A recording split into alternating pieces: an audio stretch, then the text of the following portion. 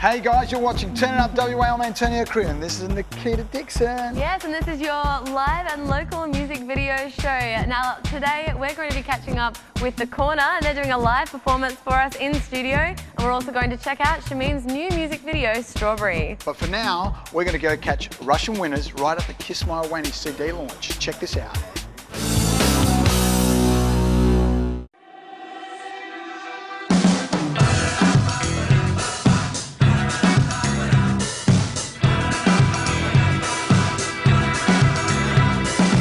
You guys released your debut album last September. It's called Last Battles. Was the album a battle to make? Some days were, but overall it was a battle that was won, I think.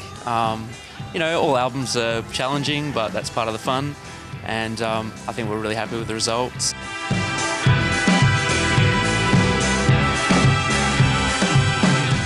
Could you tell us why the album title choice then? You think it's something that you'd have 20 of them, you know, like just for the moment where your debut album comes out, and then it just doesn't happen. And then you got the artwork.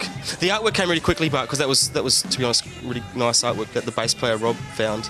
Yeah, it was a guy called Thomas Rowlandson. It was an English kind of artist in the 1800s, and it was two people fighting. A skeleton and a human, I guess, had this kind of, I don't know, yes, yeah, extra element, I guess, and so yeah, Last Battle's this kind of confrontation, you know.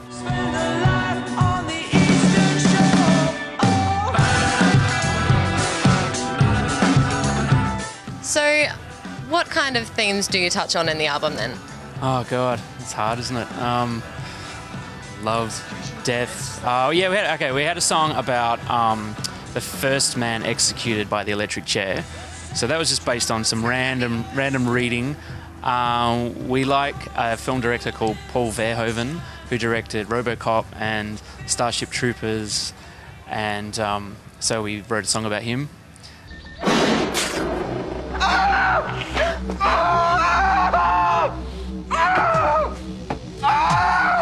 Your move, creep.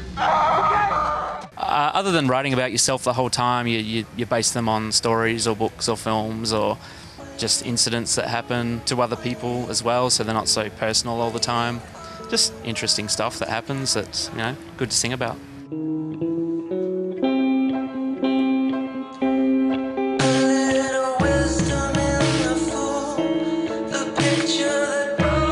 So, you also got selected to play at Parklife. Tell me about the gig.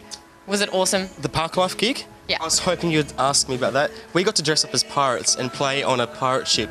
That's awesome! Yeah, that was awesome. That was something you'd normally pay to be able to do, and yet it was offered for free. So yeah, it was really good. A bit of rain, and you know, Parklife was a bit more ravey than probably what our music is, but we had lots of people who seemed to really enjoy us at about 11 o'clock a.m.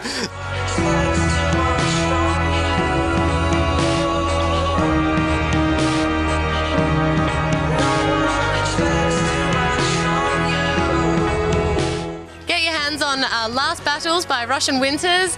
Get your hands on it. Thanks a lot, guys. You're watching Turn It Up WA. And that was the Russian Winters at the Kiss My Whammy CD launch. Now, speaking of CDs, we've got our brand new CD reviewer here, Harrison Reid, to talk about some new WA music. I sure do. Harrison, what have you got for us today? I've got the Stillwater Giants, and these guys are bringing the surfy tones of Margaret River to Perth.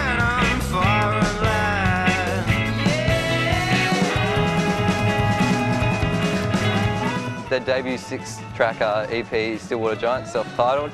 Yeah, a lot of people are loving it, and like massive popularity up here in Perth, and I just love it. Oozes charisma, really catchy, and just really enjoyable. It's like one of my favourite local acts at the moment. Very I really creative love bunch it. of guys. Yeah. Very creative. I've got another band, Shouting at Camels, which probably Shouting at Camels. Shouting at Camels. Yeah, they're pretty much almost the polar opposites of Stillwater Giants. They're just grungy rock and roll almost. It is the headbanger's dream, but like when they're not doing the grungy funk rock and roll in this EP, their debut EP Grand Karma, they've got some groove psychedelic music going as well. So it's nice and versatile. I do like it. Like you got the headbanging going, and you can So get they're mixing into it. genres, are they? Yeah, They're yeah, going they're- back in time. And Yeah, A little dabbling. bit of Nirvana, a little bit of Beatles. Even the Doors. I'm getting the Doors vibe there. that right? Yeah. I love the Doors. Yeah. Wow, oh, yeah, Ji- the like the lead Doors. singer, Jim Morrison, just reminds me of Jim Morrison. So, but yeah, it's just great fun. They're a great group of guys, and it's always a good time. So I definitely recommend giving that album a try as well, or EP, sorry. Absolutely. Yeah. Well, thank you, Harrison. That was awesome, man. Awesome. AWA fans out there, watch out for Harrison because he's going to get you, and we want your CD review. Right now, we're going to the acoustic segment for Campbell Ellis. Check this out.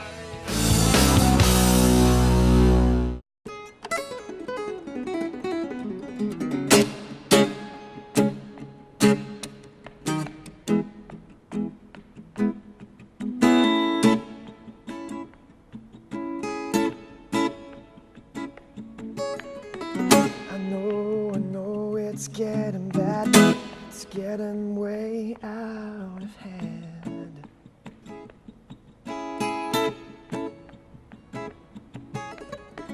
But I don't know just what to say. What do I do to set things straight?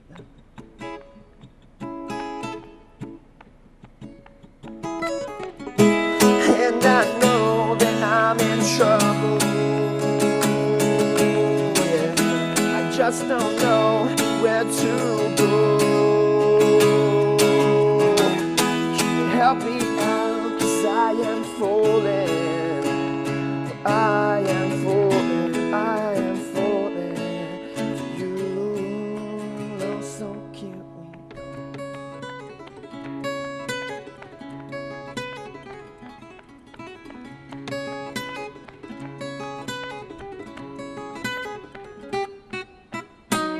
Okay, it's getting late. Now it's almost time to conversate.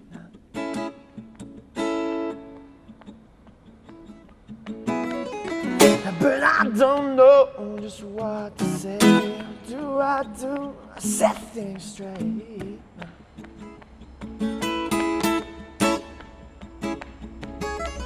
And I know that I'm in trouble.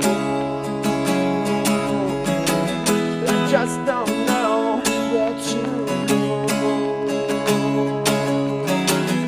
And as you sit there on my doorstep, I don't know if I'll come back, and if I will come back.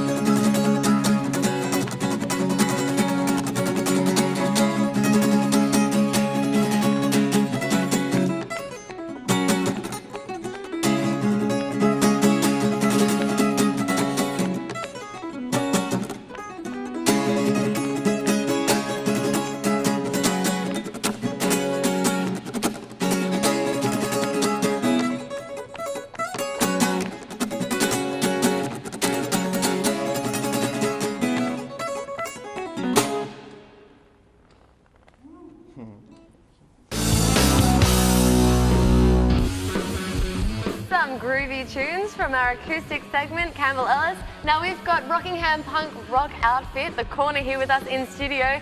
Now guys, I hear you're working on a new album at the moment. Yeah, this year we're going in to record our debut album. We've done a couple of EPs in the past, but this year's the year for the album. It's going to be rocking too. Have you been saving up all of your extra good songs for it? Yeah, all of our songs are good songs, so we're like, I don't know, we've got to pick out which ones are going to be the best ones to go on there. Cool, and so when do you go into the recording studio? Probably in the next month or two. We're shopping around for producers and studios at the moment, so yeah. Do you find it's easy to find a producer or a place to record for your genre? I find it's easier just to go with the cheapest. So money's where it's at. What do you look for in a producer anyway?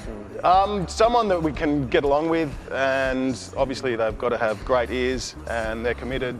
But yeah, there's a lot of good producers in town, so yeah, we just got to find. Do these producers come and seek you out? Do you have producers approaching Had you? a couple come to us after gigs and stuff like that, saying that they're interested. But yeah, it's hard to tell which ones are the right ones until you actually hear all their work and all that sort of stuff. So yeah, we're still in the market for a good producer. So we're just trying to find the right one for us, one that we click with. It's about that The relationship. chemistry. Yeah, well, I'm no surprise that you've got producers seeking you out. I hear you guys are pretty famous in the US at the moment. College radio, tell us about it.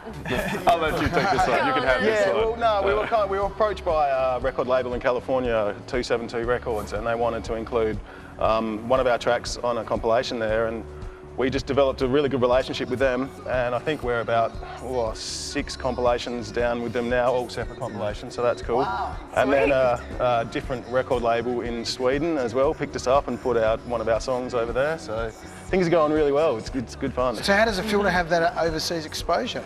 Exciting, really exciting, Yeah, you know, to think that like the whole world's kind of watching you. I think things like Facebook and stuff have been like the biggest help for us, but MySpace as well, that was good. I think the biggest thing is like, yeah, with Facebook, just getting like American fan bases coming to you saying, yeah, I heard your song, it's really awesome. It's like, we haven't even been there. It's very great. very alien. It's So nice. no, it feels very cool. Why do you think your sound resonates so well with the people in the US? I drink a lot. Yeah, definitely. I think our party vibe, our party attitude, just all young people relate to that. So. They're all about the punk rock. Yeah. Where do you guys pull your ideas? Oh, Jack Daniels, no. Yeah, early 90s stuff, I reckon. Yeah, kind of like the early skate punk scene, and then like the grunge scene as well. We kind of combine elements of all of that.